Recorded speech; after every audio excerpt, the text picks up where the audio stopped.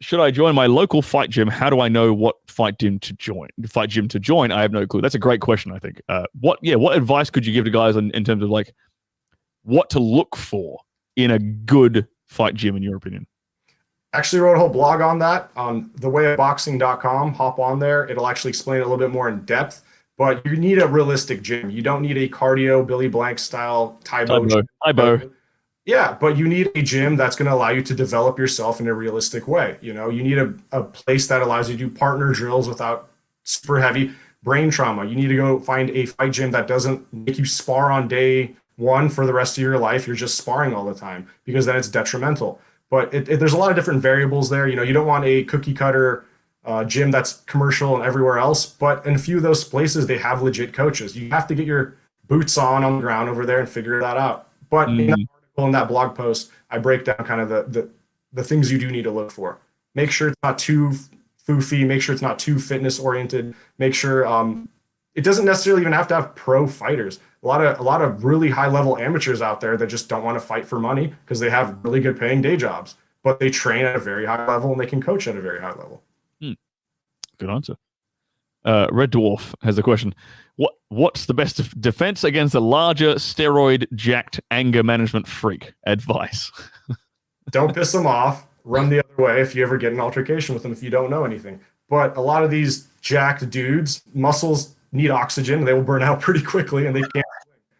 It's all form, it's not function. So, I mean, I know like a lot of sleepers out there who look like sticks. I mean, these guys are just skinny, but they'll knock your block off real quick. So yeah, there's very little correlation between like your ability to fight and like having a jacked fit. I mean, like I'm not saying you're not fit. Like you're a fit guy. You don't look like a bodybuilder. Right. You know, but you can lay anyone out. Like a lot of people you could lay out very, very easily. You carry yourself a certain way. I know you do because I've been around you. And that's obvious. So it's obvious that you don't want to fuck with you because of the way you carry yourself. So that is another massive benefit to learning how to fight, is just the way you walk around in the world in general, as a side note. But why do you think that is? Let me ask you that question. Why do you think fighters walk around with better body language than most people? They're not intimidated. I think like most bad body language, I think, comes down to fear, and comes down to the mind. It comes down to a fear of, I mean, we break it down like the deeper. It's about like a fear of getting attacked, really. But you can extrapolate it up to like, okay, a fear of like ostracization, a fear of being a social outcast, a fear of. And that all comes from either losing the altercation and feeling the shame of that, which is going to lead to ostracization and everything else that comes with it.